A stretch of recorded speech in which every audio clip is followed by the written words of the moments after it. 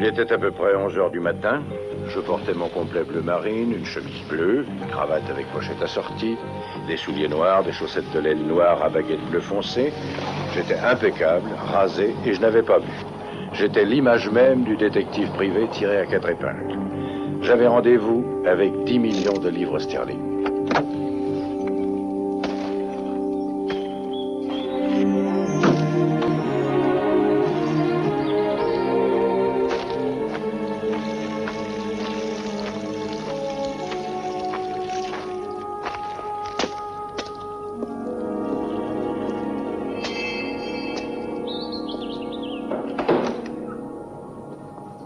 Philippe Marlowe. J'ai rendez-vous avec le général Sternwood. Donnez-vous la peine d'entrer. Merci. Si vous voulez bien vous asseoir, je vais dire au général que vous êtes là.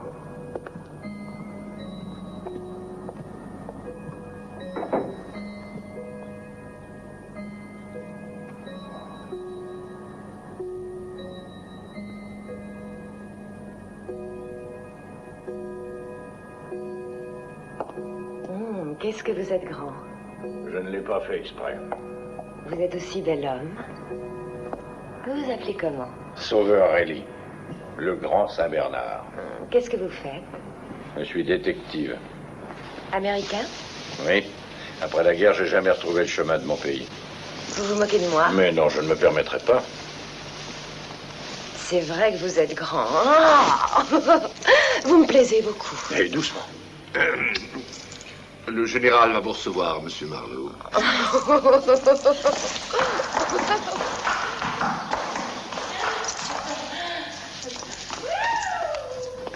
Oh, qui c'était? Mademoiselle Camilla Sternwood, monsieur. Oh, il faudrait sevrer cette gosse, elle est à l'âge limite.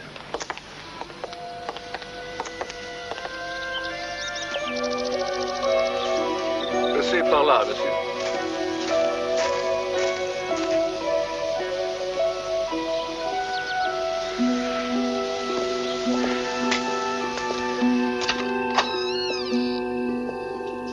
Je vous en prie.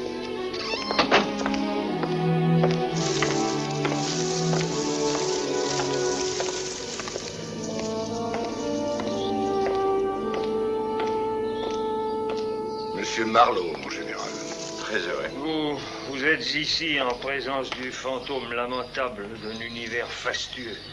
Un infirme, avec les deux jambes paralysées, une moitié d'abdomen. Un peu de cognac. Merci. Dans le temps, je le buvais avec du champagne. Ainsi, vous connaissez l'inspecteur Carson. Nos routes se croisent parfois. C'est lui qui vous a recommandé. Il m'a dit que vous et moi possédions une qualité en commun, l'insoumission chronique. Que savez-vous de moi? Vous êtes extrêmement riche. Veuve depuis quelques années, vous vous êtes établi en Angleterre. Vous avez deux filles extrêmement jolies, mais pas faciles à tenir. L'aînée a épousé il y a 6 mois un certain Rusty Regan. Je l'aime bien, il m'est très sympathique. Norris. Il représentait le souffle de la vie pour moi à l'époque où il était ici. Parce qu'il n'est plus là. Il nous a quittés. Il est parti il y a 1 mois, sans même me dire au revoir. J'en ai eu du chagrin. Il me donnera de ses nouvelles, un de ces jours. Mais entre-temps, on recommence à me faire du chantage. 2 ou 3 mois avant que Rusty arrive, il y a peut-être 1 an environ, j'ai payé 5000 livres à un homme, un minable nommé Joe Brody, pour qu'il fiche la paix à Camilla, ma fille cadette. Je viens de la rencontrer. Oui, j'ai peur que mes filles ne soient affligées de tous les défauts de leur âge. Elle a essayé de s'asseoir sur mes genoux, alors que je n'étais pas assis. Drôle. Et qu'est-ce que vous pensez de cette lettre? Lisez-la. Je reconnais devoir à Arthur Gwynne Geiger 1000 livres sterling payables sur sa demande, et c'est signé Camilla Sternwood. Payé?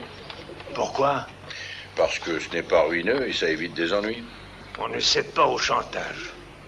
Ce libraire, Arthur Geiger, il dit que c'est une simple dette de jeu. Ah, si je le paie cette fois, il peut me relancer indéfiniment. Eh bien, dans ce cas, je vous débarrasserai de lui. Et ça lui fera très mal au crâne. Je vous crois volontiers.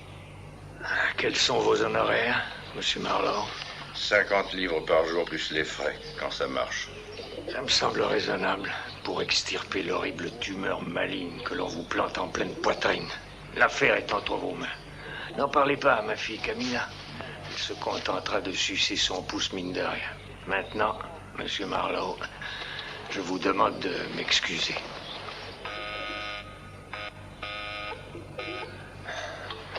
Je me sens fatigué.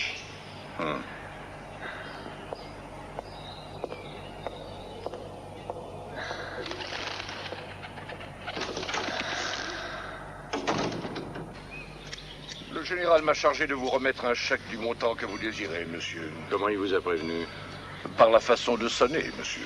Ah, c'est vous qui faites ces chèques? J'ai en effet ce privilège. Avec ce privilège-là, on peut se payer un bel enterrement. Je n'ai pas encore besoin d'argent. Si vous voulez bien, monsieur, Madame Reagan souhaiterait vous voir. La fille aînée du général? Oui, monsieur. Vous lui avez dit que j'étais là? Elle vous a sans doute vu entrer dans le jardin d'hiver, de sa fenêtre, là-haut.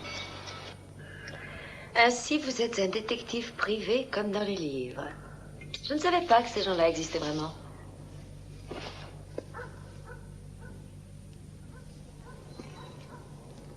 Qu'est-ce que vous regardez? Les ennuis qui se préparent. Comment avez-vous trouvé papa? Très sympathique. Il adorait mon mari. Ah, Rusty. Rusty amusait papa, il l'enchantait. En ce qui me concerne, je ne pouvais pas en dire autant. A-t-il dit quelque chose à propos de Rusty? Oui, il en a parlé. Il veut le retrouver? Eh bien, oui et non. Qu'est-ce que c'est que cette réponse de Normand? J'ai horreur de vos manières. Elles font aussi mon désespoir quand j'y pense pendant les longues soirées d'hiver. De quoi avez-vous peur, Madame Reagan? Que vous ne soyez pas venu le voir pour mon mari. Parlez-en au général. Ce n'est pas utile. Je vous en prie, monsieur Marlowe.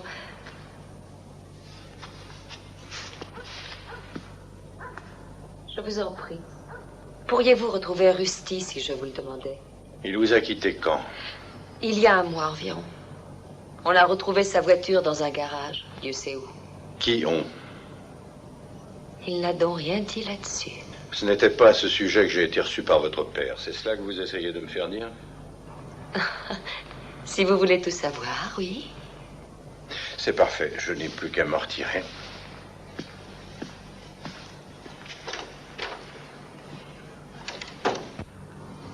Je devais reconnaître qu'elle avait de très jolies jambes. Je fis quelques recherches sommaires, quoique le boulot que m'avait refilé son père était plutôt un boulot d'avoué. Si le sieur Arthur Gwyn Geiger, livre rare et édition originale, s'avérait être un maître chanteur, c'était quand même un boulot d'avoué. À moins qu'il n'y ait là-dessous plus de choses qu'il n'apparaissait. À première vue, j'eus l'impression qu'elle serait amusante à débrouiller.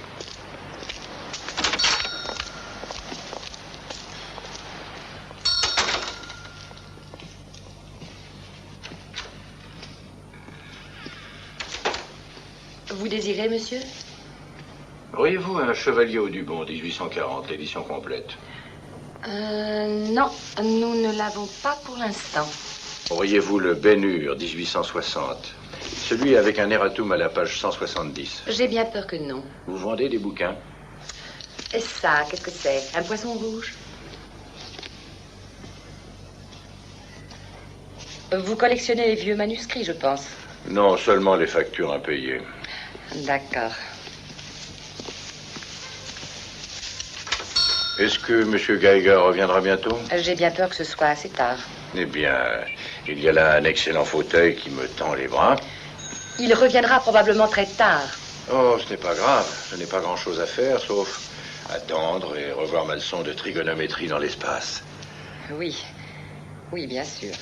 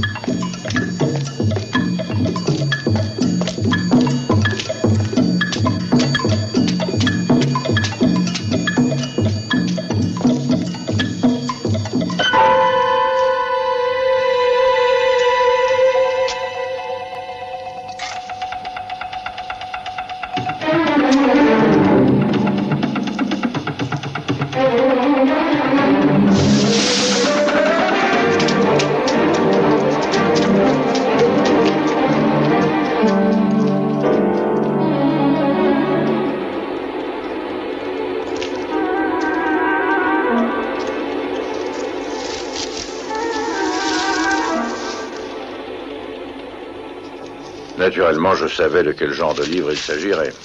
Luxueusement imprimé et incroyablement cochon. Un livre loué dans une librairie porno très sophistiquée. En revenant à la boutique, je m'étais renseigné sur M. Arthur Gwyn Geiger, le libraire. J'avais appris qu'il était âgé d'une 50aine d'années, grand, et qu'il portait un œil de verre, et qu'il conduisait une Alvis beige.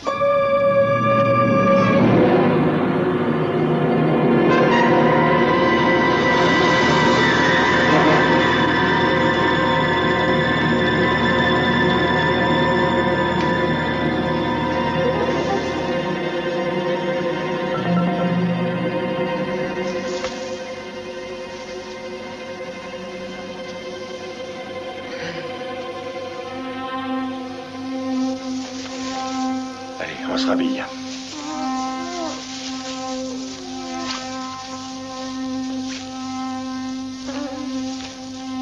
Là.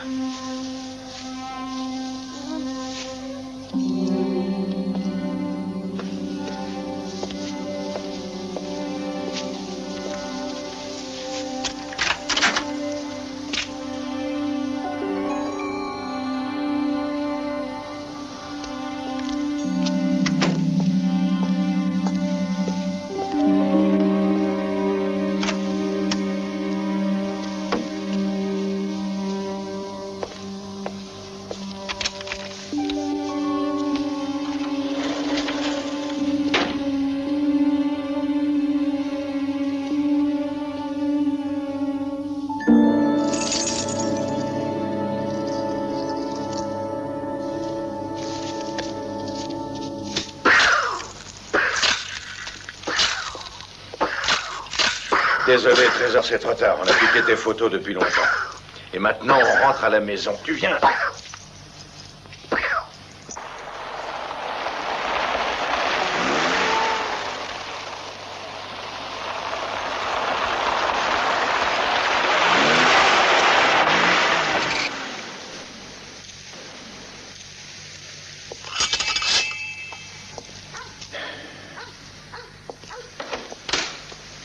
Oh, bonsoir, monsieur.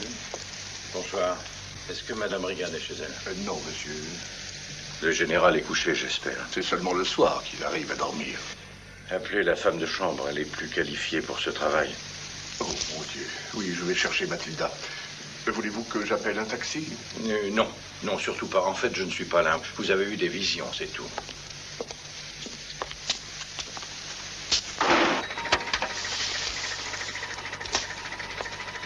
Merci.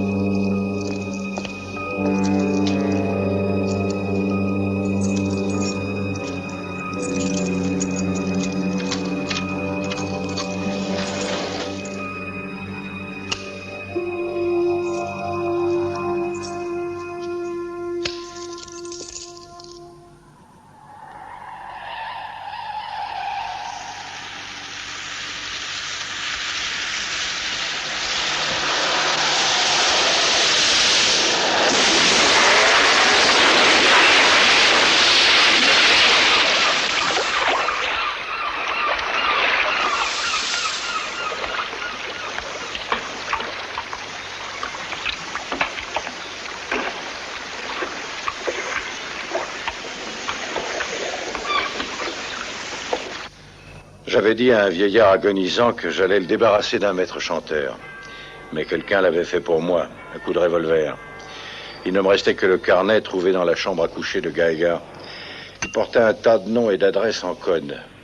Ses clients, probablement. Et aussi des gens comme Camilla Sternwood qui le faisaient chanter. Oui? Bonjour Marlowe, Carson à l'appareil. Vous avez vu le général Sternwood? Alors vous devez savoir pourquoi sa Bentley est en train de prendre un bain d'eau salée du côté de Ramsgate. La voiture est complètement bousillée et le type dedans aussi. Je vais aller y jeter un coup d'œil, ça vous intéresse?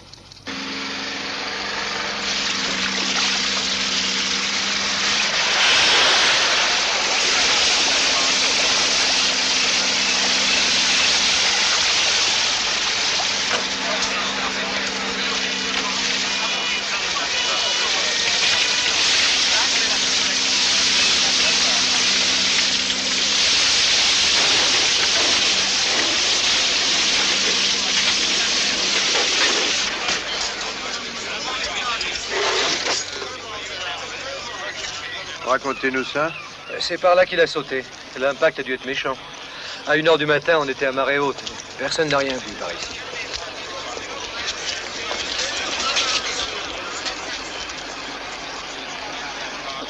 Fracture des vertèbres cervicales. D'où vient cette bosse? Il a dû recevoir un coup avant de mourir. Moi, je dis que c'est un suicide. Il a filé en droite ligne le long de l'appontement. On n'a aucune présomption de meurtre.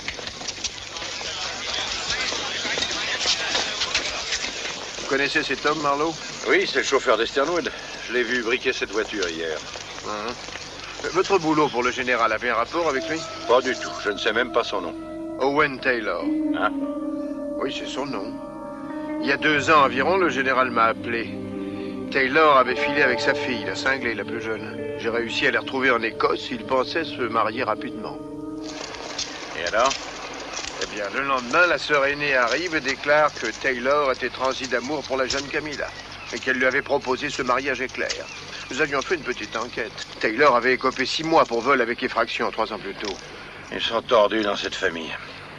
Alors c'est à eux que vous allez vous en prendre? J'aurai quelques questions à leur poser, sans doute. Eh ben, Tâchez de ne pas trop mêler le vieux à tout ça si c'est possible. Pourquoi? Il a suffisamment d'emmerdes, il est malade et déçu. À cause de l'absence prolongée de son ami intime, Rusty Regan? Écoutez, je ne sais rien de spécial sur Rusty Regan. À ma connaissance, il n'a jamais fait de mal à personne. C'est pas Regan que je cherche.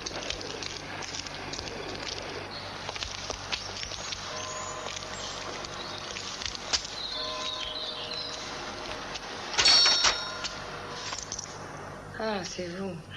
Monsieur Geiger est là aujourd'hui? Non, justement, il n'est pas là.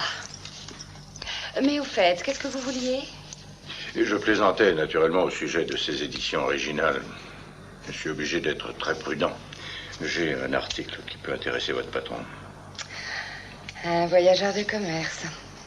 Eh bien, repassez demain. Non, vous charriez, je suis du métier, moi aussi. S'il est malade, j'irai chez lui, ça m'est égal. Je n'ai pas la vie devant moi. Mais ça ne servirait à rien. Je vous ai dit qu'il était en voyage. Alors repassez demain, c'est tout.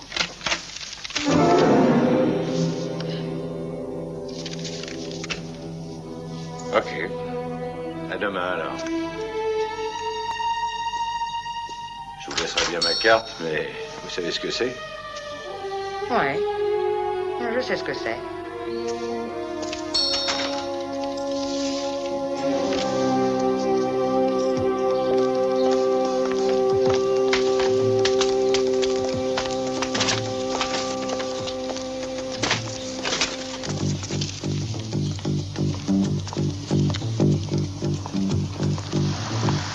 Taxi.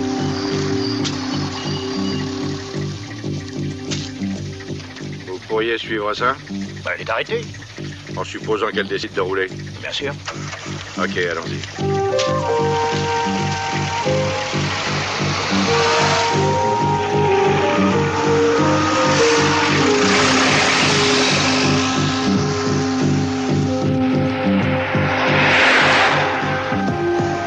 Vous l'écrasez, ce champignon, on va le perdre.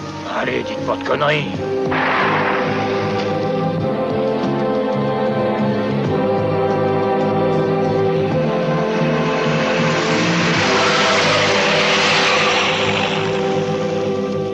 On l'a perdu.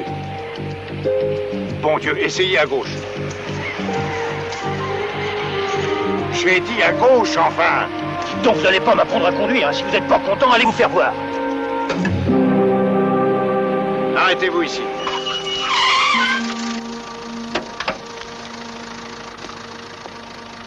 Et le prix de la course?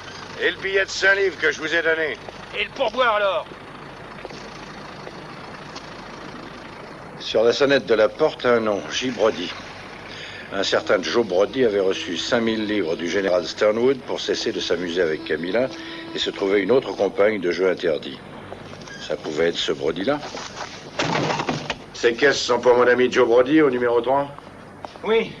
Chacune pèse un demi-quintal et j'ai les vertèbres fragiles. Ah, si on pouvait travailler sur une chaise longue. Merci.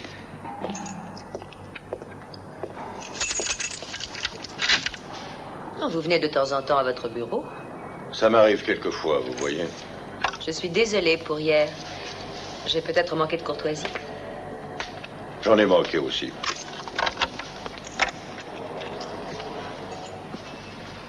Il n'est pas très brillant, votre bureau. Eh bien, on ne fait pas fortune dans ce métier, si on est honnête. Et vous êtes honnête. Péniblement. Comment se fait-il que vous ayez échoué dans cette ignoble profession? Vous avez bien épousé un trafiquant d'armes. On ne doit pas encore se disputer. Toute la matinée, j'ai essayé de vous joindre. Au sujet de Owen Taylor? Vous savez? Mon ami Carson de Scotland Yard croyait que je savais, mais il en savait davantage. Il m'a appris que Owen voulait épouser votre sœur. Cela n'aurait pas été une si grande catastrophe. Après tout, il était très amoureux d'elle. Et ces choses-là n'arrivent pas si souvent dans notre milieu. C'est de cela que Père voulait vous parler?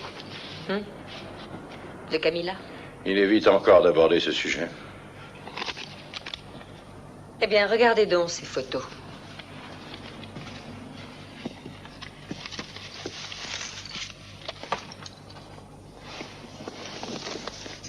Combien on vous réclame? 10 000 livres avant ce soir. Sinon, on les enverra à un magazine porno. Et la demande émane de qui? Une femme a téléphoné aussitôt que les photos sont arrivées. Elle a dit que la police pourrait s'y intéresser, que si je refusais de payer, cette pauvre chère Camilla ferait connaissance avec la justice. Vous avez 10 000 livres en liquide? Je crois pouvoir les emprunter à Eddie Mars. Qui ça? Eddie Mars, il possède le Cheval Club. J'y étais hier soir. J'aime bien la roulette. Ça ne m'étonne pas. Les Sternwood adorent les jeux où l'on perd, comme la roulette. Ou épouser des messieurs qui les laissent choir. Ou alors, comme papa qui a couru un steeplechase à 68 ans, qui s'est fait vider et qui restera paralysé toute sa vie. Pouvez-vous faire quelque chose? C'est pas exclu.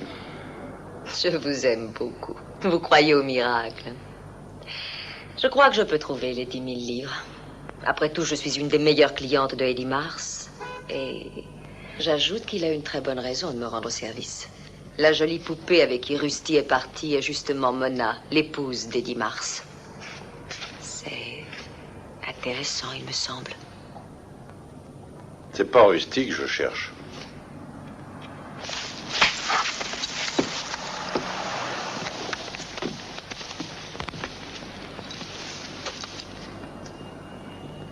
Reconnaissez qu'elle a un petit corps ravissant. Oui. Un jour, il faudra que je vous montre le mien.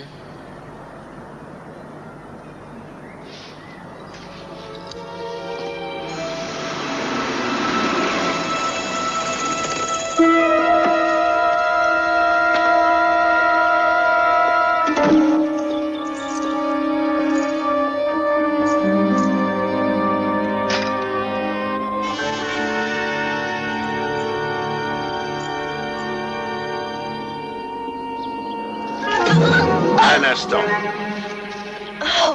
Vous vous souvenez de moi? Sauveur rayé. Venez. Allons voir là-dedans.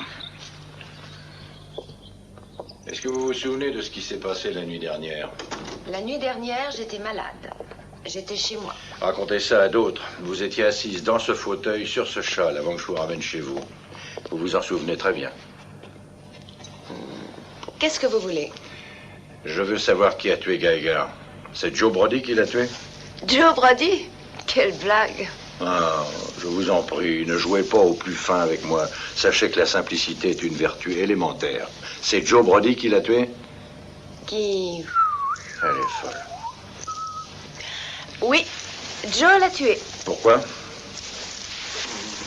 J'en sais rien. Vous l'avez beaucoup vu ces temps-ci? Je le déteste. Donc si on l'arrêtait pour meurtre, ça vous enchanterait.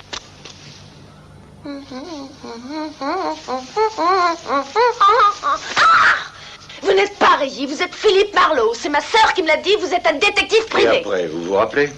Vous êtes revenu pour les photos, mais vous n'avez pas pu entrer. Elles n'y sont plus d'ailleurs. Mais il faut oublier tout ça et dire que vous n'êtes jamais venu ici. Laissez faire Sauveur. Ah, il faut que je parte. Je pensais plutôt voir Monsieur Geiger. Nous ne savons pas où il est. Vous m'en direz tant. Vous êtes un de ses amis, naturellement. Nous sommes passés prendre un bouquin. Un bouquin. Oui. Eh ben voilà, c'est pas qu'on s'ennuie. Hein. La gosse, elle, se taille. Mais j'ai à causer avec vous, l'adjudant. Ça ne sera pas long.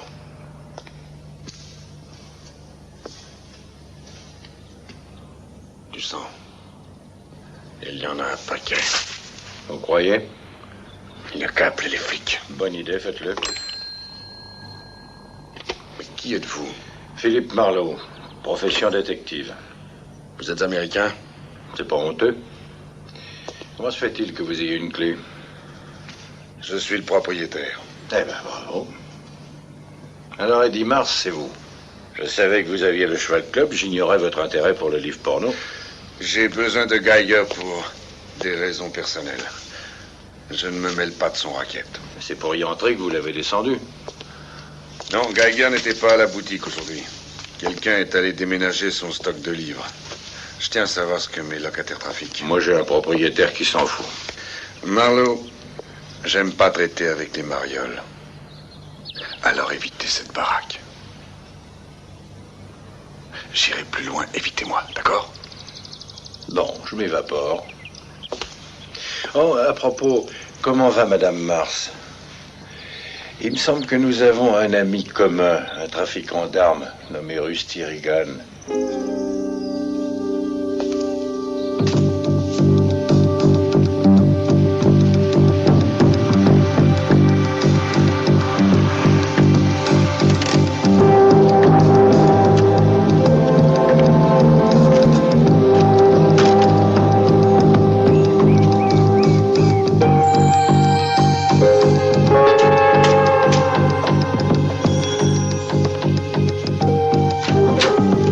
Joe Brody? Et alors? Vous avez les bouquins? J'ai la liste des clients de notre ami Geiger, ceux qu'il essayait de faire chanter. Et nous avons des choses à nous dire à ce sujet. Eh bien, je vous écoute. Cigare?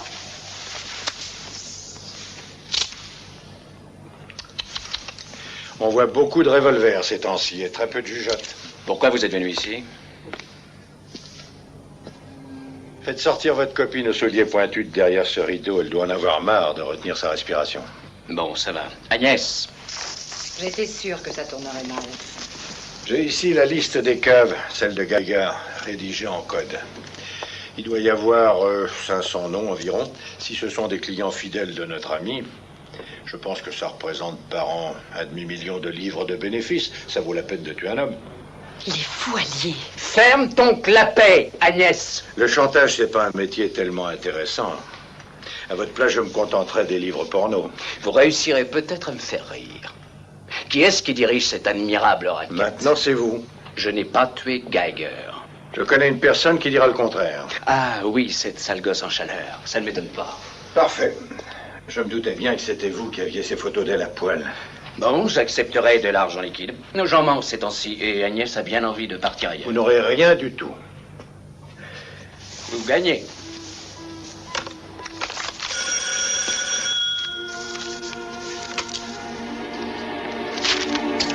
Surveille-le bien surtout. Et s'il fait le malin, décide toi-même.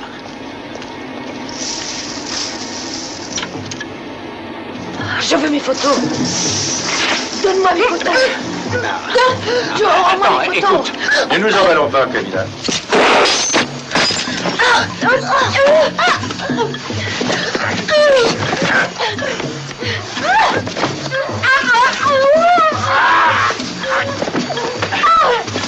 Mais faites quelque chose, elle va me descendre. Restez où vous êtes, essayant. Allez, ma jolie. Debout, vous avez l'air d'un pékinois. Les photos, Joe. Envoyez. Vous êtes sûr que c'est tout ce qu'il y a? Oui. Oh. Vous me donnez mes photos? Plus tard, pour l'instant, je les garde. Rentrez chez vous. Chez moi? Oui, rentrez chez vous et attendez-moi. Vous êtes gentil avec Camilla, c'est ça? Bien sûr. Hein? Et mon revolver? Tout à l'heure. Camilla vous trouve chouette.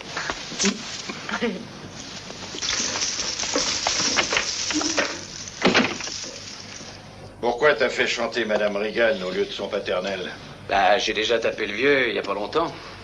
Il m'avait payé pour laisser sa connarde de fille tranquille. Moi, je l'aurais laissé tomber pour rien. J'ai pensé que sa sœur aînée trouverait du fric sans douleur. Les affaires vont mal, hein? Je suis bookmaker. Les parieurs ont une veine insensée, ces cons-là. Comment tu t'es procuré ces photos? On me les a envoyées par la poste. C'est un cerveau, mon Jules.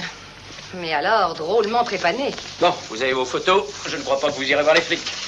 Personne n'a rien contre moi. Excepté 2 petits meurtres. Qu'est-ce que ça veut dire? Où étais-tu à 10h30 la nuit dernière? J'ai cru qu'on pouvait peut-être persuader Geiger de s'adjoindre un bon associé. J'ai voulu d'abord savoir s'il était protégé, mais je n'ai vu que des femmes entrer chez lui. La nuit dernière, c'était Camilla Sternwood. Alors je fais le tour de la maison et je vois une Bentley marron garée là. Je savais que la Bentley appartenait au Sternwood. J'étais un familier de la maison quand j'étais avec Camilla, alors j'ai attendu. Oui, et alors? J'ai attendu une dizaine de minutes, puis je suis allé vers la maison. J'ai vu quelqu'un y entrer par la porte de la cuisine.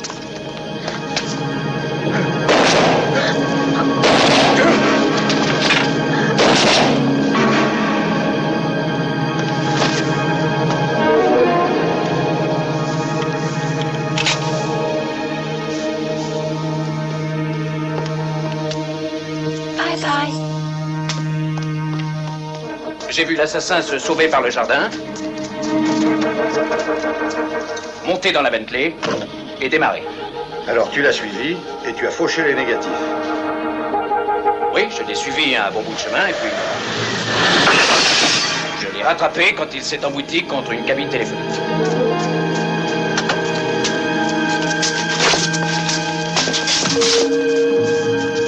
J'ai développé les photos, et quand j'ai vu que Geiger ne venait pas à la boutique, ne répondait pas au téléphone chez lui, j'en ai déduit qu'on l'avait buté.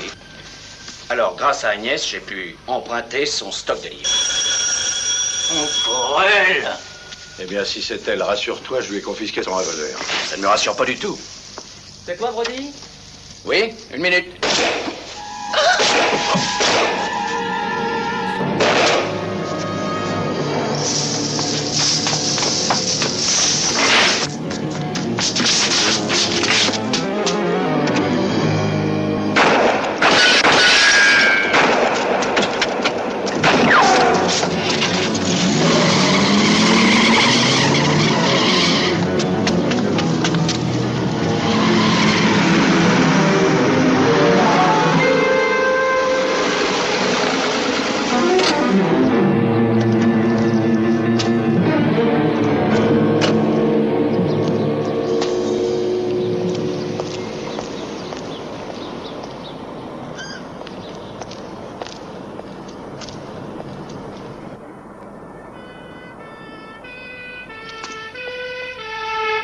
C'est les flics ou moi?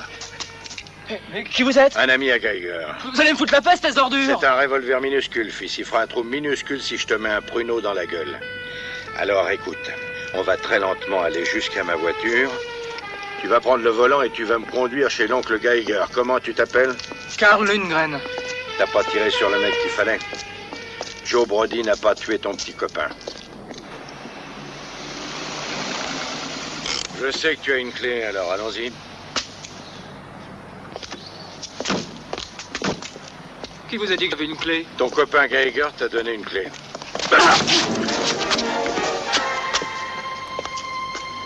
Qu'est-ce que tu attends pour me buter?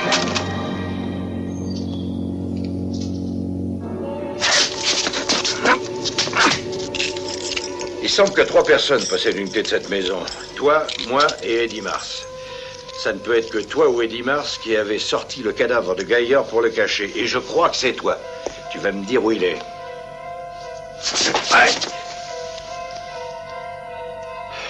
Merci de ton aide, mon garçon.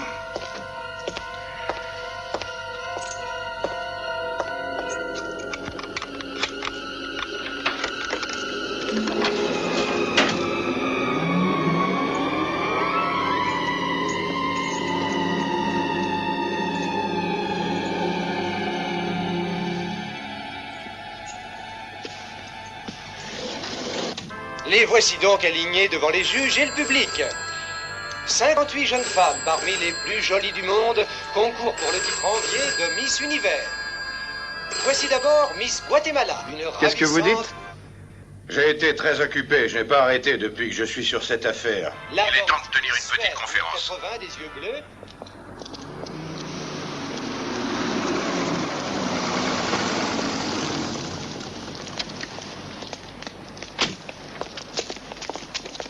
J'ai demandé au commandant Barker des affaires criminelles de se joindre à nous. Très heureux de travailler avec la criminelle. Bonsoir, Jim. Bonsoir, Stéphane. Vous allez bien? J'étais au milieu d'un dîner. Eh bien, qu'est-ce qui se passe? Monsieur Marlowe est un détective privé et il a arrêté ce jeune homme, Carl Lundgren. Ce garçon venait de tuer 2 heures avant un certain Brody, habitant Randall Way. Et vous nous l'amenez? Pas Brody, mais le môme. Willis, quelles sont les données du crime de Randall Way? Le cadavre d'un certain Joe Brody avec 3 balles dans la peau. Une petite brune, Agnès Lozel. Elle était dans l'appartement au moment du crime. Elle n'a pas vu l'assassin. Et c'est tout? Tout ça s'est passé il y a 1 heure. Monsieur Marlowe vient de nous livrer l'assassin présumé de Joe Brody. Voici son revolver. Racontez-nous ça, Marlowe. Vous savez qu'une voiture a été repêchée à Ramsgate ce matin avec un Maccabée dedans? Non. C'était le cadavre d'un chauffeur au service d'une famille très riche, les Sternwood. La nuit dernière, ce chauffeur a tué un homme, un certain Arthur Geiger. Marlowe, je ne tiens pas à entendre ça une 2e fois. Tant qu'à faire, on va enregistrer votre déposition. Je leur ai tout raconté. en omettant 2 faits sans trop savoir pourquoi. J'ai omis la visite de Camilla à Brody avant sa mort et celle d'Eddie Marsh chez Geiger dans l'après-midi. J'ai raconté le reste de l'histoire telle qu'elle s'était passée. Signé. Ainsi, selon vous, Owen Tyler, le chauffeur, s'est suicidé. Oui, c'est mon avis. Qui a caché le cadavre de Geiger? Lundgren, le gosse que je vous ai livré, il n'y a que lui. Il est revenu dans la maison pendant que je raccompagnais Camilla, et il a traîné le cadavre de Geiger jusqu'au garage. Rentré chez lui, il a regretté ce geste, alors il est revenu coucher le cadavre de son ami sur le lit. Bien, nous gardons les livres. Ça, c'est pour vous. Ce sont les billets envoyés au général Sternwood. Merci. Et laissez-moi vous dire, cher monsieur, que je suis un ami intime du vieux général. Je n'aime pas le voir soumis au chantage de toutes ces crapules. Mais à la longue, je sais que ces filles finiront par faire des bêtises qu'on ne pourra pas étouffer. Il y a eu d'autres choses avant Geiger. Ça s'est déclenché avec la disparition de Rusty Regan. Qu'est-ce qui s'est déclenché? Et c'est cela, justement, que le vieux voulait savoir quand il vous a engagé. Il était près de 11 heures quand je suis revenu chez moi. J'avais caché le meurtre de Geiger pendant 24 heures et supprimé les preuves. Et j'étais encore en fonction, mais personne ne semblait s'en inquiéter. Comme j'arrivais à ma porte, j'entendis ma télé qui marchait. Je n'étais pas chez moi, j'en conclus que quelqu'un d'autre y était.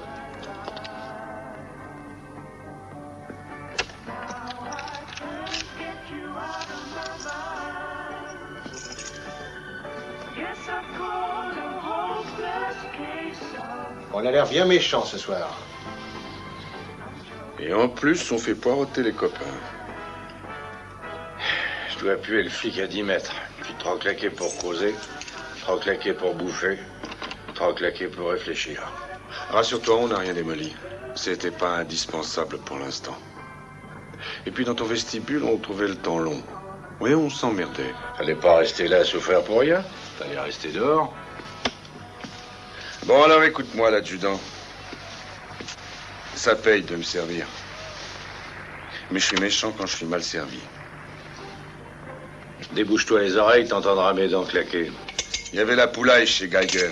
Tu m'as mouillé? Pour quelle raison? Oui ou non? Non, j'ai pas parlé de toi. Je sais pas pourquoi d'ailleurs. C'était déjà assez compliqué sans toi, j'ai écrasé. Merci, l'adjudant. Qui a buté Geiger? C'est le chauffeur. On dit que tu cherches Rusty Regan.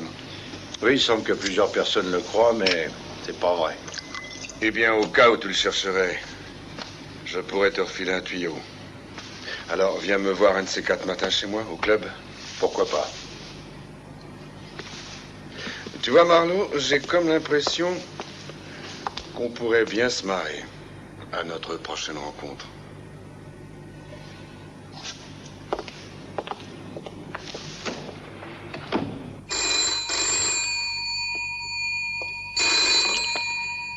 Président Sternwood, j'écoute. Philippe Marlowe, vous vous souvenez de moi? Monsieur Marlowe, naturellement. Madame Regan est là? Il me semble que oui. Désirez-vous que j'aille voir? Non, laissez-lui un message, voulez-vous?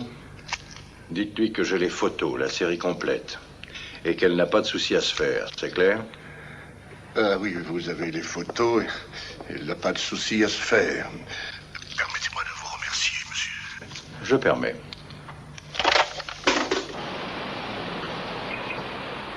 Carson m'a demandé de vous donner un coup de main dans la mesure de nos moyens. Il y a environ 17 000 personnes portées disparues en ce moment. Et vous savez qu'on n'en retrouve pas la 10e si on pense qu'un crime a été commis. C'est alors qu'on fait les recherches, sinon. Tenez, voici le dossier de monsieur Rusty Regan. Consultez-le ici, il ne doit pas quitter mon bureau. Le général l'avait en grande sympathie. Il était infirme, il se sent très seul, et Regan passait beaucoup de temps à sa compagnie. Vous connaissez Eddie Mars, le propriétaire du Cheval Club? J'en ai entendu parler. On dit que Regan est parti avec sa femme, Mona. Eh bien, si c'est la photo de Madame Mars, je le comprends très bien. Vous croyez que Regan a été assassiné? Il vendait des armes aux Irlandais. Il prenait des risques. Mais quand on assassine un disparu, nous le retrouvons. Et puis le général devrait offrir une récompense. S'il veut retrouver Regan, le gouvernement n'a pas un budget suffisant. Vous pensez qu'Eddie Mars les a tués tous les deux? Moi, je pense que vous pensez, inspecteur, qu'il est parti avec une femme qui représentait plus pour lui qu'une riche épouse qui ne l'intéressait pas. Vous connaissez Madame Reagan? Eh bien, ça doit être une affaire, le temps d'un week-end, mais elle serait épuisante pour un traitement de longue durée. Ma femme est épuisante, même pour un week-end. Je suis célibataire.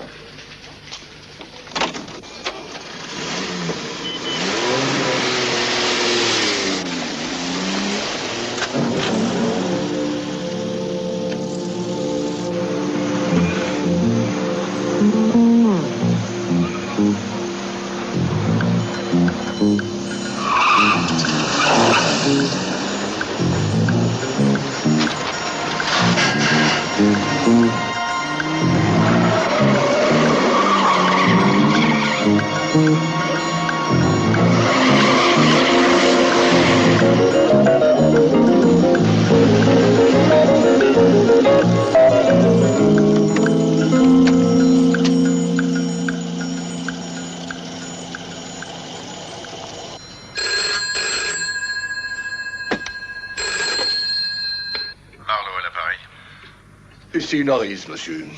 Le général Sternwood n'est pas bien portant, mais je lui ai lu les journaux. Il en a déduit que votre enquête est terminée et m'a donné ordre de vous envoyer la somme de 500 livres. Ça vous convient, monsieur? C'est très généreux de sa part. Je renvoie les reconnaissances de dette et je détruis les photos. Nous pouvons donc considérer que l'affaire est réglée, monsieur? Pourquoi pas? Parfait, monsieur.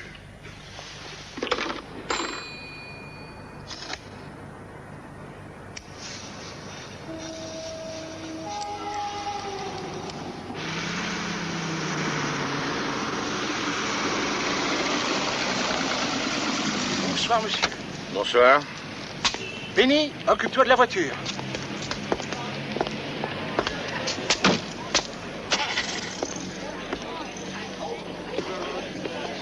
Ton patron m'a invité. T'as pas oublié? Monsieur Marlowe. Oh, bonsoir, Milord. Bonsoir. Monsieur Marlowe est ici. Ah, donne-lui un crédit de 2000 livres, pas plus.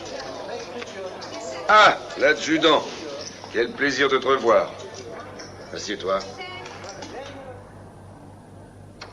Bon, je te sers un whisky. Tu as dit que tu avais un tuyau pour moi. Qu'est-ce que c'est? Tu es déjà venu ici? Non, les jeux de hasard ne m'excitent pas. Vraiment. Une amie à toi est là, elle s'amuse à la roulette. Je crois qu'elle se débrouille très bien. C'est Charlotte Reagan. Dis-moi, combien je te dois? Je ne vois pas pourquoi. Pour l'avoir bouclé devant les flics. Tu avais un renseignement à me filer. Un renseignement? Un renseignement. À quel propos? T'as pas beaucoup de mémoire à propos de Reagan. Oh oui, oui. J'ai su que tu avais été mis au parfum par Gregory de Scotland Yard. Tu l'as su? Eh oui, c'est comme ça. On est très copains, tous les deux. Écoute, l'adjudant, t'as été chic avec moi. J'ai l'habitude de payer ceux qui sont chics avec moi. Non, je ne suis pas venu te taper. Je me fais payer pour mon boulot.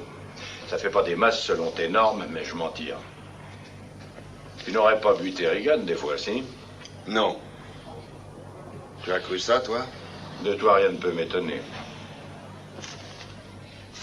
Je croyais que tu ne t'intéressais pas à Reagan. Je connais un de ses amis qui voudrait savoir où il est. Le général Sternwood. Geiger essayait de faire chanter le général. Sans l'avoir dit, le général avait peur d'apprendre que son copain Reagan patronnait le chantage. Oui, eh bien, Geiger faisait le coup à tout le monde. Légalement, il n'avait pas de recours. Il essayait. Si on l'envoyait promener avec ses reconnaissances de dette, il laissait tomber. Oui, en tout cas, il a laissé tomber cette fois-ci. Et il est tombé avec. Écoute, fils, tu cherchais Geiger? Geiger est liquidé. T'as fini ton job. Exact. C'est fait et c'est payé. Je crois que je vais faire un tour dans la salle. Cette porte, tu vois, là, elle mène derrière les tables de jeu. Merci, je préfère l'entrée que les pigeons utilisent. Nous sommes toujours copains, l'adjudant. Oui, bien sûr. Alors un jour, je pourrais peut-être te rendre un vrai service.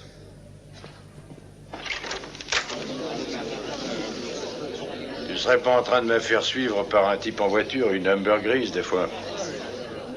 Non. Non, pourquoi? Il n'y a pas de raison. Non, il n'y a pas de raison.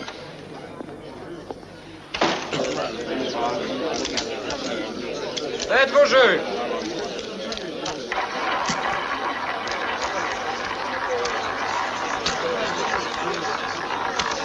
Attention, rien ne va plus.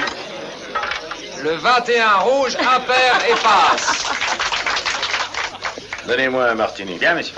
Faites vos jeux. Une bouteille de Dom Pérignon pour la dame en rose. Elle ramasse un peu pour changer. 8 fois de suite. Ah, bravo.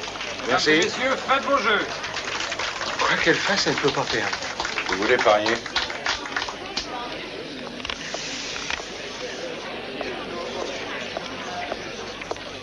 Quand vous ratissez pour le club, ça va, mais dès qu'on commence à gagner, vous n'êtes plus d'accord. Si, madame, mais le règlement permet au maximum 5000 livres pour une mise sur les chances simples. Alors, vous voudrez bien retirer environ 6000. Lancez la bille, je vous prie. Je suis désolé, madame, j'obéis aux instructions. Lancez cette bille. Qu'est-ce qui ne va pas, Madame Reagan? Oh. Si vous avez fini de jouer, j'aurai grand plaisir à vous faire accompagner. Une dernière mise, Eddie. Tout ce que j'ai là, sur le rouge. Vous contrevenez à notre règlement. Mais si personne n'a d'objection... Ah non, je trouve ça très drôle. Tenez, voilà 11 000 sur le rouge.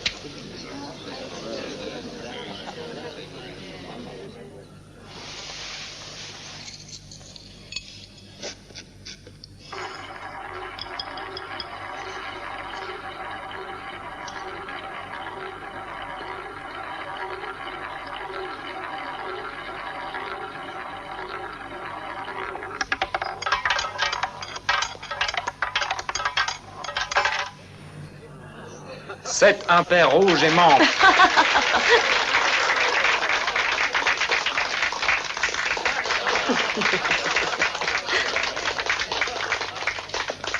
Oh, mais quand on connaît le système... J'appelle votre voiture, monsieur. Non, j'ai envie de marcher. Le parking est dans la petite rue derrière. Merci. Le gardien vous donnera votre clé. Merci.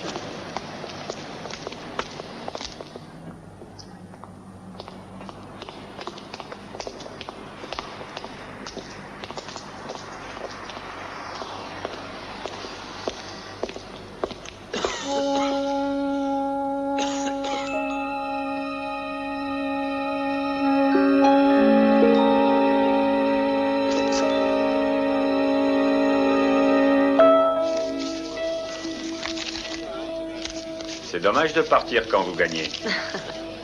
Pas du tout. C'est assez rare.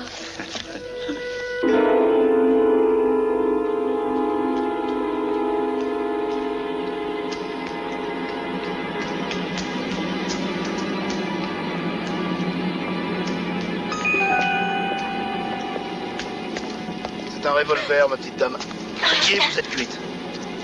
Bonsoir, Lanny. Je te l'ai toujours dit, ne fais jamais ça. Attention, c'est un gros calibre. Marlowe. T'as deviné juste. Pose le sac bien gentiment entre tes pieds, sans t'énerver surtout. Je ne sais pas ce qu'ils ont les gens, mais on n'arrête pas de m'offrir des revolvers. Cette ville fout le camp. Et casse-toi, Lanny. Et sans rancune, hein. Tu fermes ta gueule et je ferme la mienne. D'accord? Joli travail, Marlowe. Vous êtes devenu mon gorille ou quoi? Oui, on dirait. Qu'est-ce que vous faites ici? Eh bien, Eddie m'a demandé d'aller le voir. À quel propos? Il croyait que je recherchais un type qui, d'après les rumeurs, aurait filé avec sa femme. Il croyait juste? Non, il se gourait. Alors, pourquoi êtes-vous venu? Il voulait savoir la raison pour laquelle je recherchais un type qui, d'après les rumeurs, avait filé avec sa femme. Et il vous a dit pourquoi? Il n'a rien dit.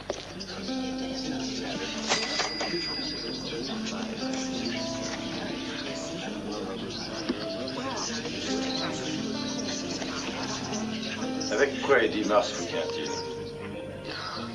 Il déteste me voir gagner à la roulette. Et j'imagine que c'est lui qui vous a envoyé ce torpilleur. Quoi? Le type au revolver.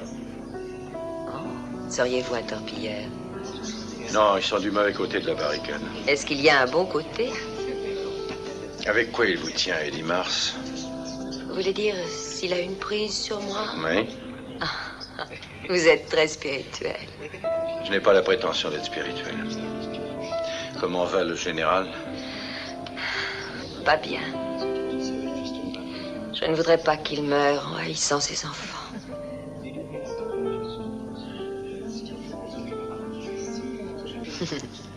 Vous tuez parfois des gens, Monsieur Marlowe. Vous êtes un tueur. Moi? Vous êtes un de ces tueurs froids et sans pitié, au cœur sec. Vous avez trop d'amis dans le milieu pour en être convaincu. Ce sont tous des lopes si on les compare à vous. Assassin.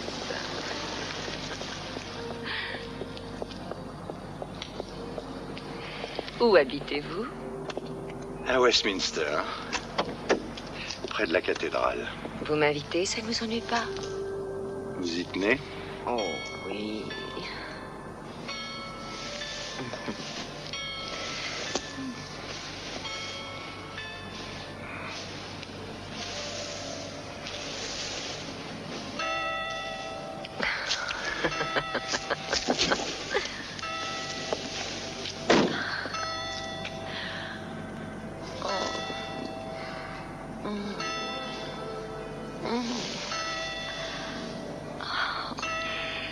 Avec quoi Eddie Mars vous tient?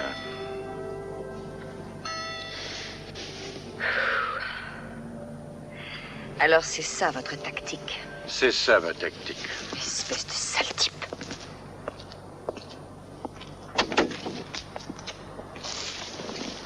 Vous êtes vraiment dégueulasse.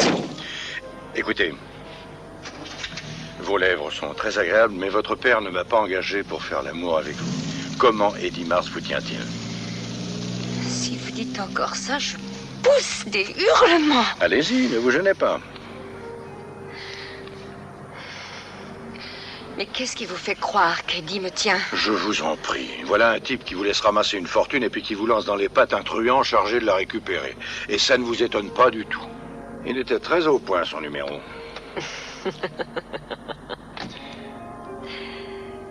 Voulez-vous que je vous dise? Vous avez une technique formidable avec les femmes. Vous ne voulez pas être une sœur pour moi? Si j'avais une lame de rasoir, je serais tenté de vous trancher la gorge pour voir ce qui en sortirait. Quand nous nous sommes rencontrés, je vous ai dit que j'étais détective. C'est un métier, ma chère amie. Ça n'est pas un jeu.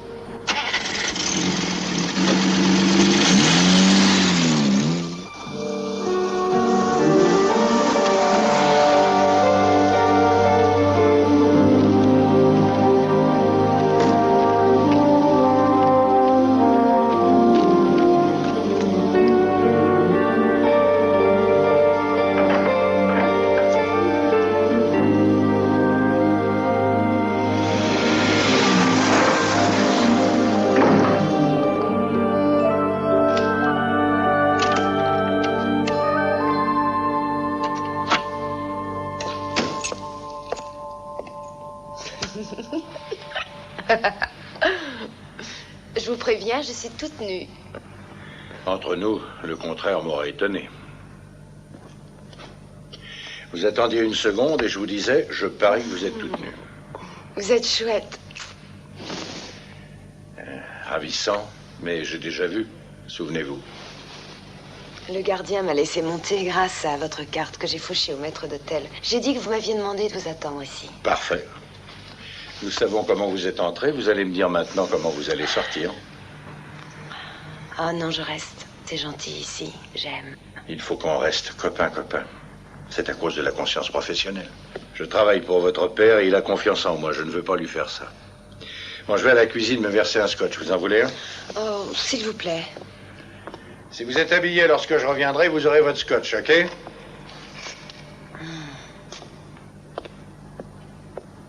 Donnez-moi ça. Oh non, pas dans cette tenue. Vieux con. 3 minutes. Pour te rhabiller et rentrer chez toi. Si tu n'es pas dehors dans 3 minutes, c'est moi qui te jetterai dehors et tu te rhabilleras dans le couloir. Allez, exécution. Oh.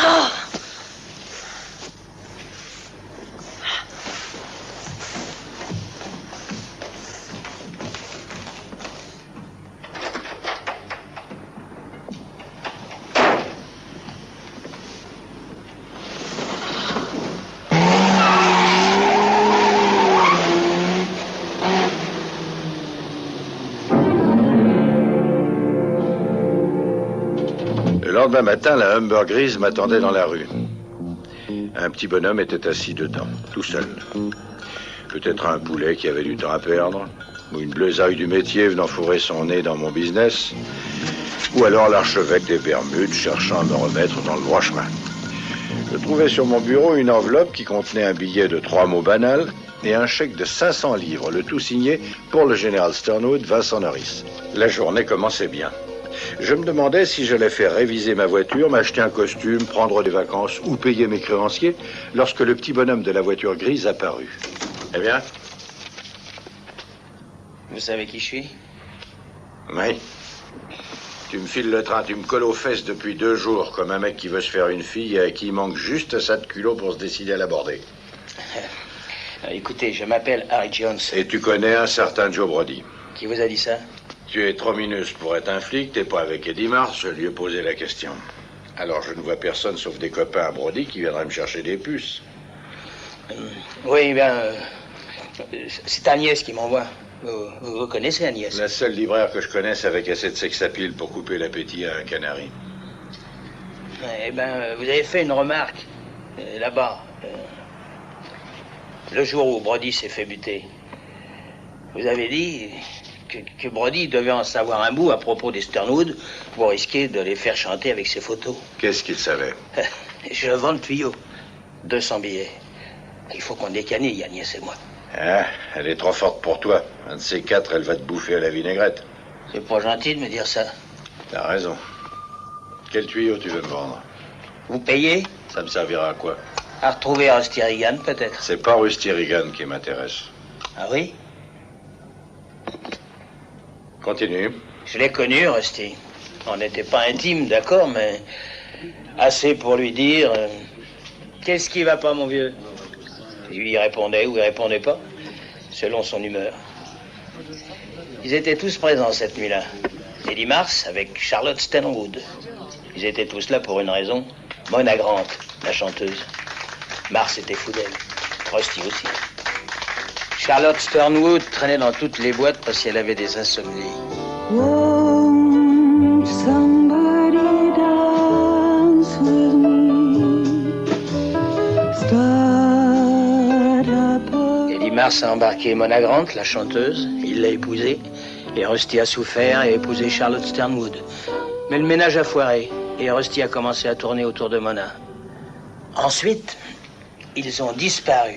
Mais on dit qu'ils sont partis ensemble. Tout ça, c'est connu, fiché, refroidi. Ça vaut pas 200 billets. Ouais, mais c'est alors qu'un nouveau est entré en scène, Lâche Canino. Tu dis? Lâche Canino, l'homme marron. J'étais dans un bistrot, je ramassais les paris pour Joe Brody, et tout d'un coup, je le vois, l'homme marron. Costume marron, chemise marron clair, bagnole marron, avec une nana marron, foncée. Et un pied, on lui avait tiré dessus, il avait le pied gauche dans le plâtre. Bon, alors avec ce mec Canino, c'est un dur, mais pas comme certains qui se prennent pour des durs. Lui, il buterait un type entre 2 martinis. Et il dit Mars l'emploie quand il a un job assez spécial. Alors je raconte à Joe que j'ai vu Canino. Il en déduit que Canino est au parfum sur la disparition de Rusty et Mona. Et comme Joe avait tapé les Sternwood de 5000 livres une première fois, il se dit qu'il va se rencarder sur les amoureux et toucher un doublé entre Eddie Mars et le général. Alors, il file Canino jusqu'au parc du château, et là, il aperçoit Charlotte Sternwood en train d'agiter des billets de banque comme si elle allait donner à bouffer aux oiseaux. Mais c'est Canino qui les bouffe. Alors Joe se dit que Canino en sait un bout sur Regan et qu'il essaie de presser le citron en douce pour son propre compte. Moi, je vois pas 200 livres dans tout ça. Car si Charlotte Sternwood se doutait de quelque chose au sujet de son mari, Mars serait exactement la personne à consulter. Oui, mais si des fois sa femme, Mona, la chanteuse, si elle n'était pas partie avec Regan, si des fois on a voulu la planquer dans la banlieue à quelques kilomètres, La justice croira jusqu'à nouvel ordre qu'elle est avec Reagan en sécurité, pendant qu'elle est en fait seule prisonnière à une certaine adresse.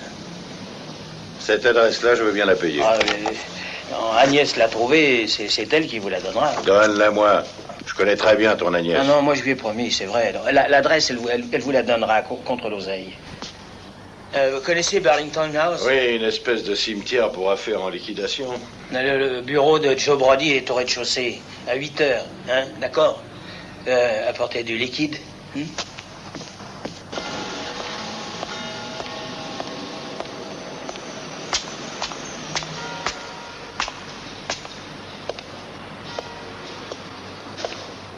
Harry, Eddie n'aime pas que tu ailles voir les détectives privés. C'est vilain. Vous savez pas si je l'ai vu? Marlowe a raconté à Eddie Mars qu'un petit bonhomme lui filait le train dans une grosse Humber grise. C'est ta bagnole, Harry. Agnès veut lui vendre des tuyaux. On a besoin de pognon, on doit se tailler. Qu'est-ce qu'elle a à vendre, Agnès? Mais les photos de la petite Sternwood, celle que Geiger avait prise. D'après les tuyaux que nous avons, Marlowe a ses photos depuis longtemps. Non, Agnès en a mis plusieurs de côté en cas de... Et où c'est qu'elle crèche, ton Agnès? Moi, j'en sais rien, mais je ne veux pas qu'elle soit mêlée à cette histoire. Pour l'amour du ciel, je vous en prie. Oui, voilà. Elle est au 68 Red Lynch Court à Kensington. Eh bien, on va aller ensemble, toi et moi, lui rendre une petite visite.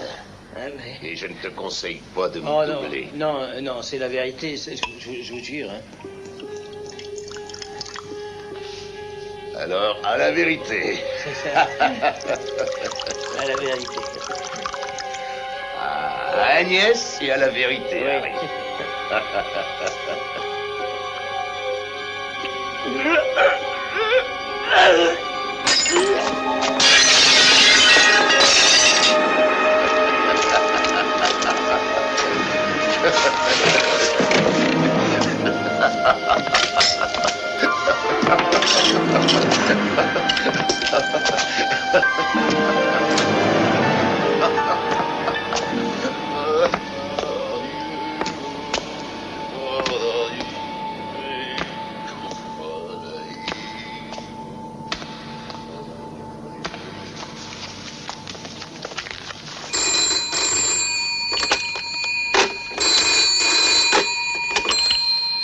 Alors? Est-ce que Harry est là? Pas en ce moment, Agnès. Marlowe? Et où est-il? Écoutez, j'ai les 200 livres pour vous. Donnez-moi cette adresse et je vous les apporte. Vous connaissez les jardins italiens à Hyde Park?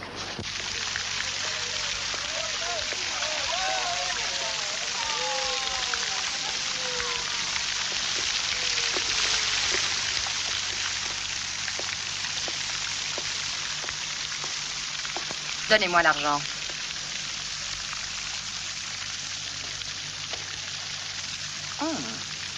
Avec ça, je me fais la malle. Qu'est-ce qui est arrivé à Harry? Canino a eu vent de la combine, mais c'est pas grave. Vous avez un tuyau à me donner.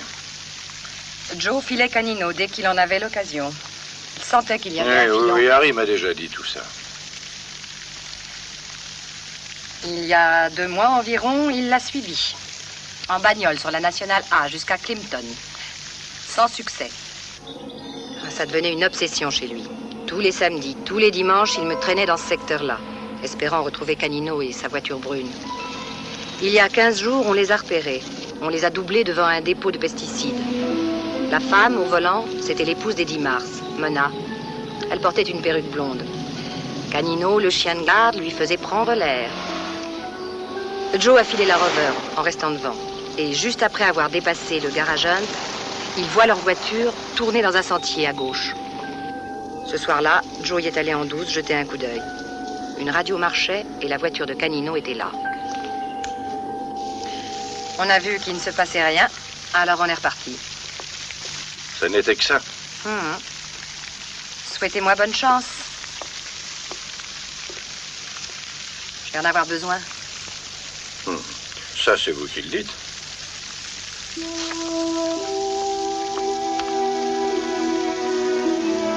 Agnès quittait la scène pour toujours. 3 morts, Geiger, Brody et Harry Jones. Et il disparaissait entre les fontaines avec mon pognon dans sa poche et sans la moindre égratignure. Je m'étais occupé d'une petite affaire de chantage, mais tout au long de l'enquête, il ne fut question que de Rusty Regan. Tous ceux que je rencontrais s'intéressaient davantage à lui qu'à tout le reste. Rusty Regan qui était parti avec Mona, la femme d'Eddie Mars, sans être parti. Je tournais et retournais dans ma tête les pièces du puzzle qui voletaient un peu partout comme des flocons de neige dans la tempête, lorsque le destin s'interposa dans la mise en scène.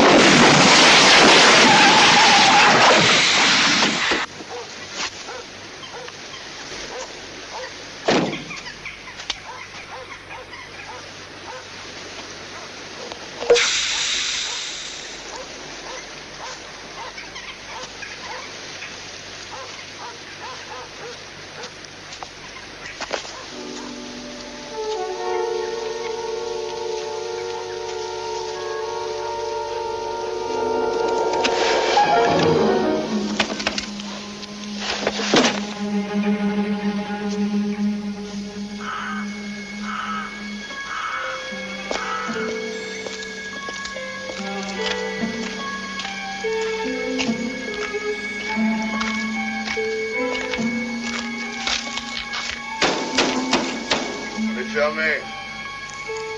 Ouvre, Léo. Hein? Entrez. 3 types ont tabassé et volé 2 petits vieux la semaine dernière. Alors on ferme la nuit. J'ai 2 pneus crevés et une seule roue de secours. Alors dépannez-moi. Clinton, c'est à 3 km d'ici. Allez voir. Il y en a plein la route. Si on les balayait, ce serait pas plus mal. Léo, tu tiens un garage, pas un salon de thé. Alors tu vas dépanner le monsieur. Je croyais que la voirie avait balayé ses clous. Il y en a encore dans les virages. Léo, emmène 2 criques. Ouais. Vous allez où comme ça? À Londres. Il en a pour un moment. Vous voulez un verre?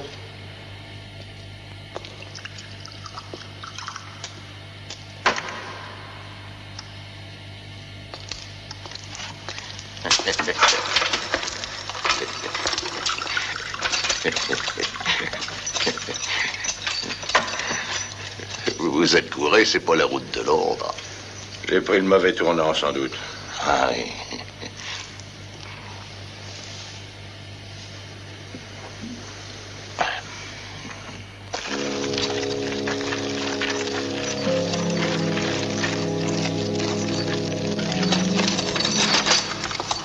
Vous avez là une bien jolie bagnole. Ça se paye cher, ces engins-là. Vous voulez pas l'avant? Léo, répare les pneus, hein. Ouais, je m'en occupe.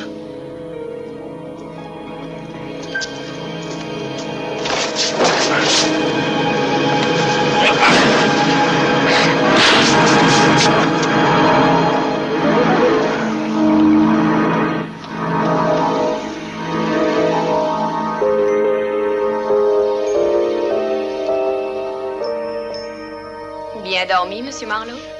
Vous avez l'heure? Il est 12h30. Vous avez un rendez-vous? Possible.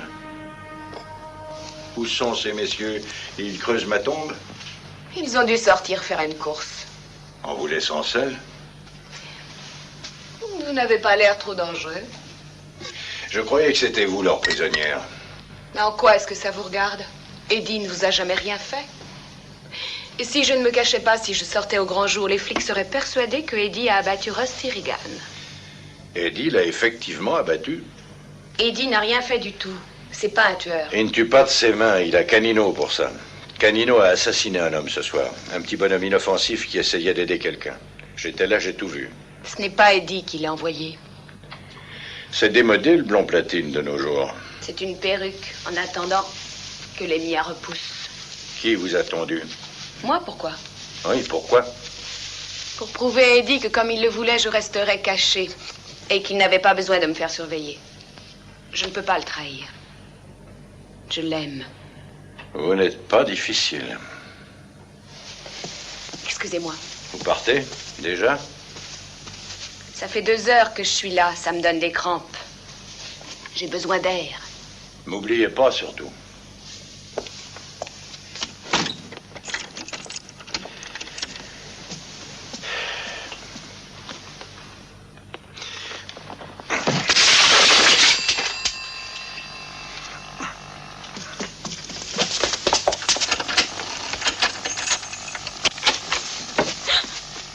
J'étais seul et triste, alors j'ai passé un coup de fil.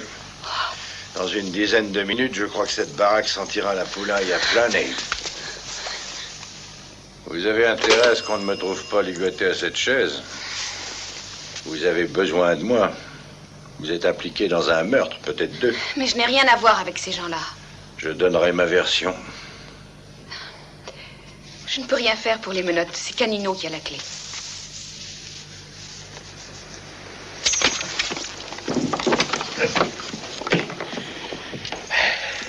Vous feriez mieux de m'accompagner si vous tenez à la vie.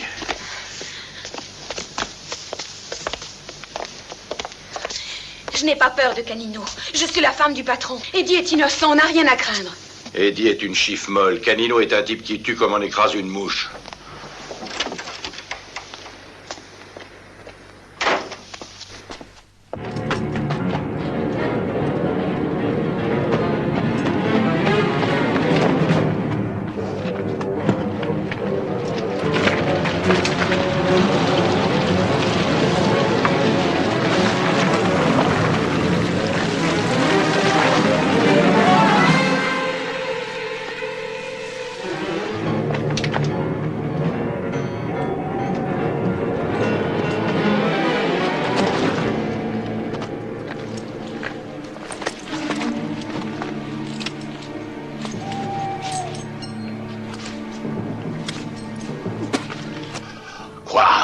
Ça veut dire quoi, introuvable? Non, pas de message. Attends un peu que je le dise à Eddie. Parce que je lui dirai quelle connerie monstre tu viens de faire. Allez, ramasse tes affaires, on fout le camp.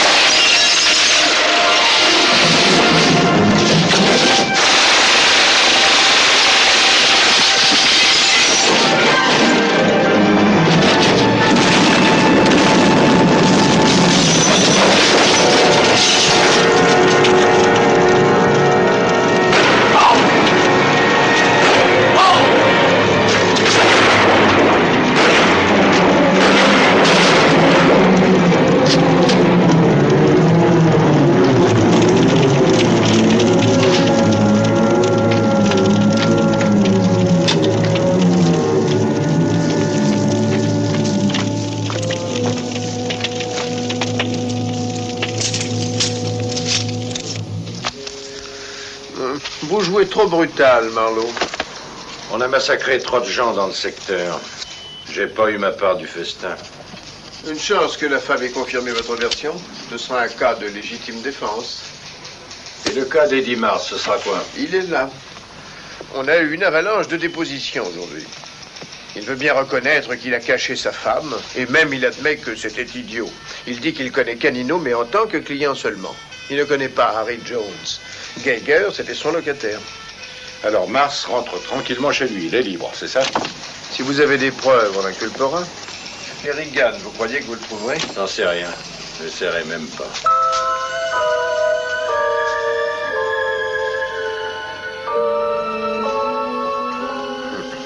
Dans la vie, ce n'est jamais le héros qui s'en va avec l'héroïne. Alors il faut lire des romans.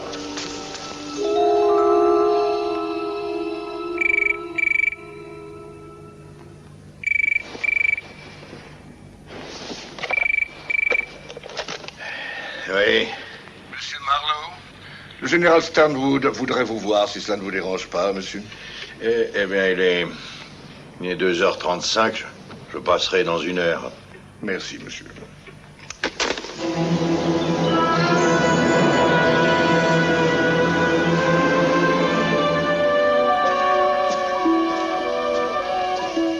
Allez-y, monsieur. Je vous en prie. Monsieur Marlowe, mon général. Asseyez-vous, monsieur Marlowe. Je ne vous avais pas demandé de chercher mon gendre. Je crois que vous en conviendrez. Vous le souhaitiez pourtant. Vous faites trop de suppositions. Quand je veux quelque chose, d'habitude, je le demande. Je crois que vous m'avez confié les reçus de Geiger pour voir ma réaction.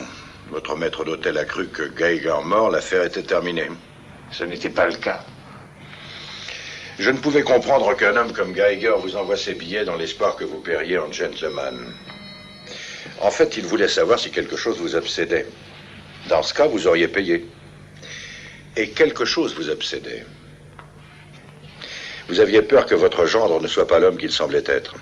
Vous avez peur de découvrir qu'il n'était là que pour chercher à s'amuser avec votre fortune. Oh, l'argent n'a pas d'importance. Et je n'ai plus d'illusions sur mes filles à l'heure qu'il est. Mais Rusty, vous le cherchez, vous n'abandonnez pas. Si, monsieur. On m'y a encouragé.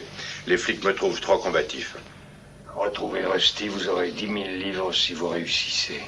Ah, je ne tiens même pas à savoir où il est. Après tout, il a bien le droit de vivre sa vie. Je veux simplement savoir comment il va. Vous comprenez bien ce que je veux dire? Très bien. Vous savez, il passait des heures avec moi, transpirant comme un bœuf. Des heures à m'expliquer ses théories révolutionnaires. Ce n'était qu'une grande gueule d'Irlandais, aux cheveux bouclés, avec un regard triste. Et un beau sourire, d'une telle franchise. Je connais peut-être mal la nature humaine, mais ce type, c'est quelqu'un de bien.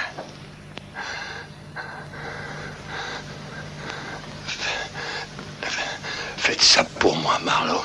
Trouvez Rusty.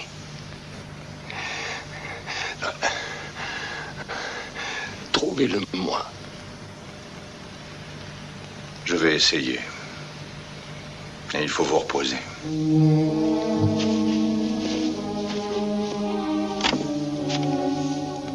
Je ne suis sans doute qu'une vieille bête sentimentale. Et non le soldat que je croyais être. Il était épuisé. Il ressemblait plus à un cadavre que la plupart des cadavres. Mais il avait eu la force de demander ce qu'il voulait. Rusty Reagan. Reagan qui n'était pas parti avec Mona la chanteuse. Je sentais la solution toute proche. Peut-être ici même, dans la propriété des Sternwood. On s'amuse? Vous êtes furieux contre moi? Il me semble que pour des gens riches, vous et votre sœur, vous ne rigolez pas souvent. Tenez, je vous ai rapporté votre arbalète. Je l'ai nettoyée, rechargée, mais... Croyez-moi, fillette, évitez de tirer sur le premier venu tant que vous ne saurez pas vous servir d'une arme. Apprenez-moi. Hein? Apprenez-moi à tirer, ça serait chouette. Ici? On n'a pas le droit. Je connais un coin, là-bas, dans les vieilles ruines. On y va? D'accord.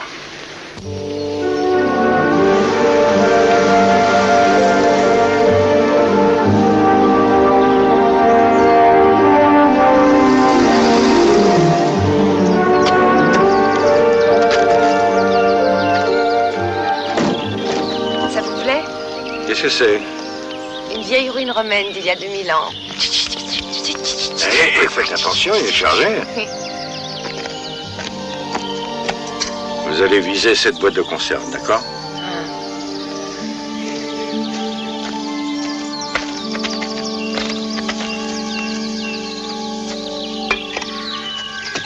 Ne commencez à tirer que lorsque je reviendrai près de vous. Ok.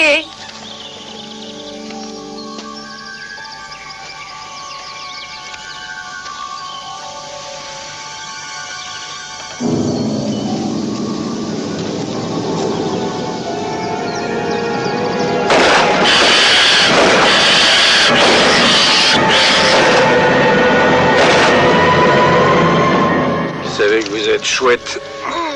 Heureusement que je l'avais rechargé à blanc. Je sentais que ça pouvait mal tourner.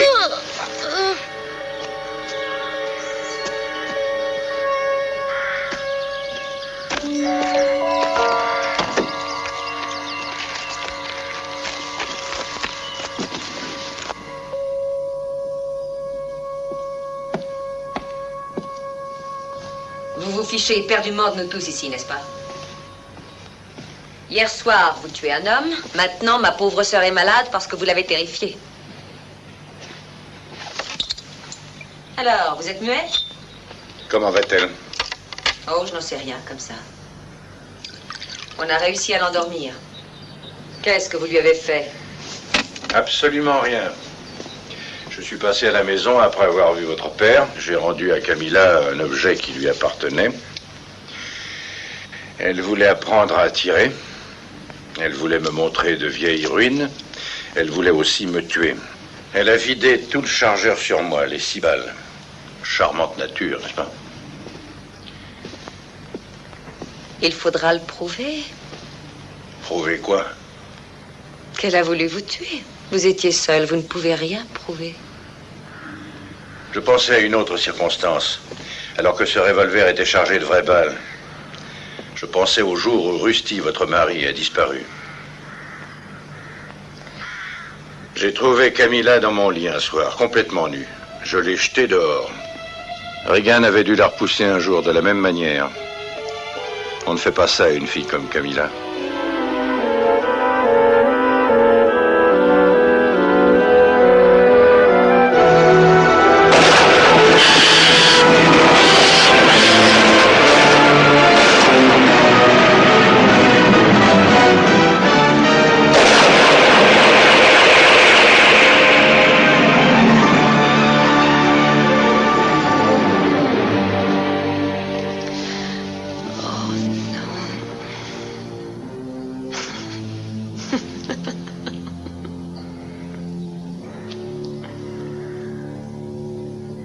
J'imagine qu'il faut vous payer, vous aussi. Combien vous payez? Mettons 10 000 livres. C'est ce que vous avez payé Canino pour enlever le cadavre dans le but de protéger votre sœur en empruntant le fric à Eddie Mars. Mais ce n'était que picaillon comparé au magot qu'Eddie espérait toucher un de ses jours, n'est-ce pas? Eddie Mars se sert de Geiger pour faire chanter votre père. En fait, ce chantage-là n'était qu'un ballon d'essai. Votre père a fait appel à moi, montrant en cela qu'il ne craignait rien. Eddie voulait s'en assurer. Il savait qu'il vous tenait, vous et Camilla, et il voulait savoir s'il tenait aussi votre père. Dans ce cas, en un rien de temps, il ramassait un tas de fric. Dans le cas contraire, il attendait que vous touchiez votre part de l'héritage, 10 millions. Alors, il a dit partout que sa femme était partie avec ce pauvre Rusty, afin de couper court aux enquêtes. Il ne voulait pas que l'on découvre le corps de l'Irlandais. Il est dans l'étang, près des ruines. Si mon père apprenait cette malheureuse histoire... Oh. Ce n'est pas le fait que ça le tuerait, vous comprenez? Pouvez-vous imaginer son désespoir pendant son agonie? D'accord, vous avez 3 jours pour la mettre dans une clinique.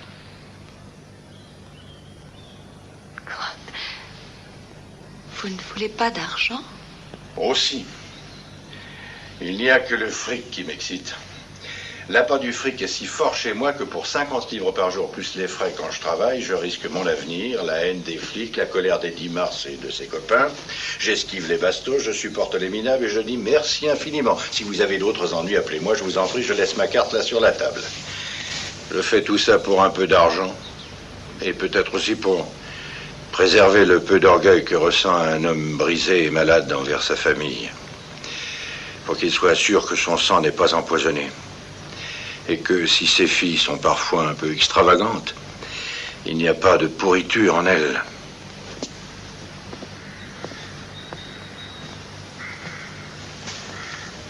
Mettez-la quelque part où on ne laisse pas traîner des pistolets, des rasoirs et de la drogue. Elle pourrait même se retrouver guérie. C'est pas exclu.